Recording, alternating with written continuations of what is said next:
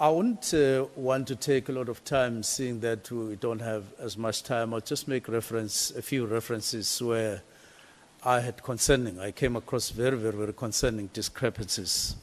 I've already pointed at one discrepancy in relation to what I said in Parliament on the 5th of March and related to what he said on the 6th of March, and that there's a yawning discrepancy, very disturbing discrepancy between the two. But the ones that I want to talk about here is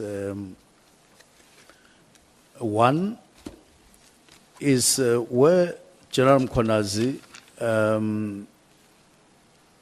is continuously referring to, in his affidavits, to the National Political Killings Task Team as a KwaZulu-Natal political killings task team. The actual official name of the team is National Political Killings Task Team, and it's important that we stick with that particular reference, because if you juggle, you get to mislead the public, maybe intentionally, maybe unintentionally. Number two, on the 6th, at the media briefing that he did,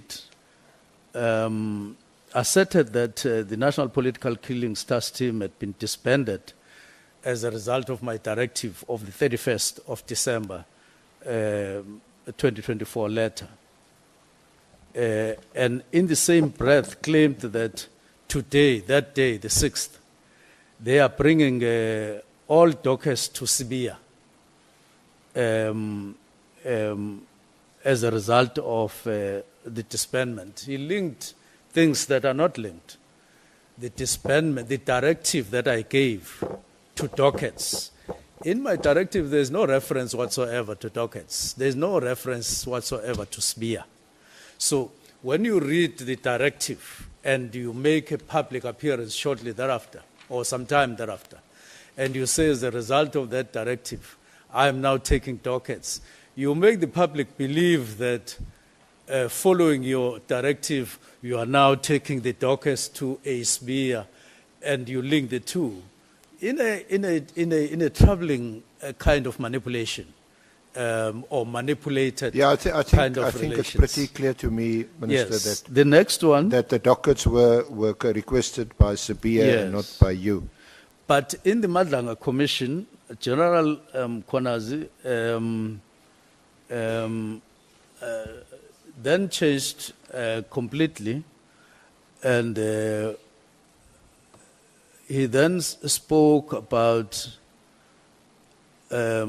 acknowledging the continuing operations of a National Political Killings Task Team, notwithstanding my disbandment. He did say expressly that work is continue to operate even in 2025. That's what he was saying. So quite worrying discrepancy as a result. The next one, before Nhlanhla Commission, General Mkhwanazi suggested that Parliament had failed to act after his 5th March appearance before the SAPS Portfolio Committee, including that Parliament had been confronted with the same WhatsApp and proof of payment evidence that he had publicly alleged. And I know that subsequent to that, the Honorable Chair did confirm that there was no such at the Portfolio Committee. And I did attend. There was no such a presentation. And there are a number of those. I don't want to exhaust all of them. But also somewhere in point 66, during the ad hoc committee hearings on 9 October, the honorable members, yes, that's what I'm saying, the chair of the portfolio committee did deny all these things being presented, including any commentary from SAPS, because in that meeting, SAPS never raised any concern whatsoever about the disbandment. They just presented compliance and so on. But the other discrepancies, Mr. Nhlanhla, or any 360 million tender was not presented there and so on. So there are quite a number of discrepancies. I'm just making references to them in the interest of time, that come about in his statements depending on the platform. And that is very, very worrying. Well, you've set that out in your statement. Yes. Thank you very much, Honourable Minister, Honourable Chair. That concludes this part of our questioning. As usual, if at the back end